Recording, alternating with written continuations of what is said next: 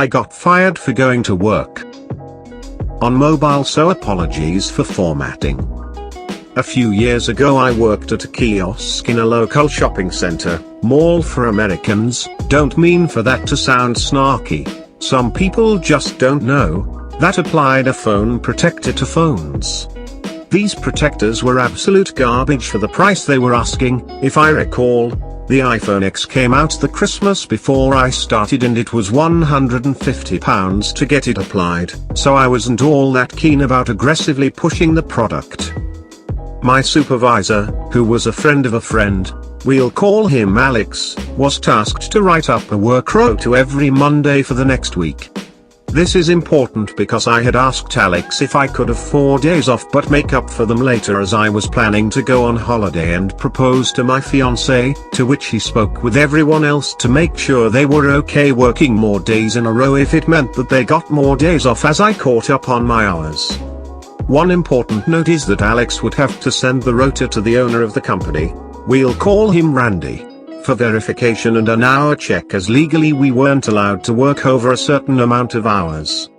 So Randy accepts the hours and the fact that I have days off but make up for them right after I get back, which I did agree to, but it was absolute hell because I was working from 9-5, doing double shift to make up the hours I had lost in high temperatures, heat guns on full blast, a black hoodie, as it was part of uniform, and nothing to drink or eat because it was against the rules to eat or drink at the kiosk. Looking back on it, I wasn't even allowed to have lunch during that week. Along comes the weekend and all of my fiancé and his close friends want to go out drinking to celebrate the engagement, and considering the hellish week of work I had, I was down. It gets to about 3 AM and I've been drinking heavily since around 7 PM, and I receive a phone call from Randy demanding that I work the next day, which means I would have worked more hours than I was legally allowed to do, which wasn't even on the rota. I explained to Randy that I'm extremely drunk and in no fit state to be going into work. There had been times someone had come into work after smoking a bit of weed, but this was an entire new realm. Randy then tells me he doesn't care how drunk I am and if I keep drinking, he just wants me at the kiosk at 9 AM. I continue drinking throughout the night because I wasn't in the right mindset to be making smart decisions, but I remember clearly that Randy wants me at the kiosk for 9 AM. I get to the kiosk at 9 and Alex is already there with everything set up and can see that I'm clearly drunk and sits me down while he calls Randy asking why I'm telling Alex that I'm meant to be there at 9 AM, which I just kept muttering. Randy is furious that I turned up for work drunk and basically demands that I'm fired immediately, which Alex refuses to do, because I hadn't done anything wrong. Next day, I was rotated in for it. I walk up to the kiosk and Randy is there and fires me on the spot for yesterday, which he actually wasn't allowed to do because all I had done was fulfill his request. I ended up with a huge payoff because, as it turns out, you cannot fire someone for following orders, provided you haven't broke the law. New hire misses most of the first 3 weeks of work, then uses me as a reference. TLD, our neighbor, Karen, takes advantage of our company with outrageous claims, then uses us as a reference. We get our point across with creative wording. Karen continues to use us as a reference and was clueless we protected fellow business owners. Let's call her Karen, just because it fits. She came in and applied for a job, and when I looked at her resume and application, I realized she knew some of my old neighborhood friends and schoolmates. She interviewed well, so I gave her a job. Told her to be in Monday at 9 AM. Monday morning, she is not in, she no calls, no shows. Tuesday, no call, no show. I had now written her off. Wednesday, she shows up about noon. Claims she was in her basement Sunday night and her brother was working out and he accidentally knocked her out during his intense workout.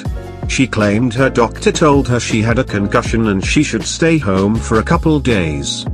She had no doctor's note, no marks on her head, but thinking her story was so off the wall it could almost be true, I let her come to work the next day. She worked Thursday and Friday. We paid at the end of every week and I gave her a check Friday. I also did not deduct the days she missed. She came to me and asked about the full paycheck. I told her we were a family business and realized people had lives outside work. He tried to make sure people knew they were appreciated and tried to take care of our people. She teared up and thanked me and said we could count on her. She worked the full next week, did okay. She seemed to fit in. The third week, she showed up Monday, but Tuesday was another no-show no-call. We did not hear from her for over 2 weeks. When she finally showed up, her story was the stuff of legends. She claimed her husband had forged divorce papers a couple of years previous. Thinking she was divorced, she moved back into her parents' house. She claimed her ex-husband was at her parents' house when she got home the last night she worked. He told her he made up the divorce and the paperwork was phony, so they were still married and he wanted to get back together. She claims she refused and he kidnapped her. She said it took her until a couple days ago to get away from him. She wanted to come into work the next day. She did not call the police and he wasn't arrested. There was nothing in the papers or on the news about any of this. She was not hurt, thank God. She asked if I believed her. I did not, but told her that I really needed someone I could count on coming in reliably every day. I gave her a paycheck for 1 week, she had worked 1 day, and told her I wished her good luck. I had already replaced her, and her replacement was one of the best employees we ever had. Here's the malicious compliance. The next month, I come into a phone message that someone from 30 company called for a reference for Karen. As my secretary is handing me the message, she's laughing at the look on my face. I asked if she was kidding, she said she was not. She said she got a call from a man saying he was the owner of a company in the area and he asked about Karen. Then my secretary asked if she could listen in on the call. She was a pistol. She then goes and gets my partner and tells him I am going to call and give Karen a reference. Now he is in my office laughing too. I call the guy and we make some small talk. I tell him what we do and he tells me what he wants Karen to do for him. I tactfully avoided answering any of his questions about Karen directly. I think he was beginning to suspect something. Remember folks, employers can get in a ton of trouble for bad references. He finally asked my opinion of Karen, and what I said was, if you can get Karen to work for you, you will be very lucky. He heard what I said and how I said it. He repeated that back to me exactly as I said it. All my words were the right ones. It was my tone and intonation that got my point across. He thanked me and hung up. Karen comes into the office a couple days later. She looks mad but is trying to be pleasant. She told me she is having trouble finding a job and mentioned she has used me as a reference. She wanted to know if anyone from 30 company has called me. She knew they did. She told me she really want the job at 30 company. I told her I had been called and that I told the guy he'd lucky to get her to work for him. My secretary confirmed that's what I told him. She told him she was right next during the whole conversation. Karen smiled and thanked me and headed to the door. She said she wondered why she was having so much trouble getting a job. She asked if she could continue to use me for a reference and I told her absolutely. I also told her I'd tell everyone the same thing, that any employer would be lucky if they can get you to work for them. She walked away smiling, happy and clueless.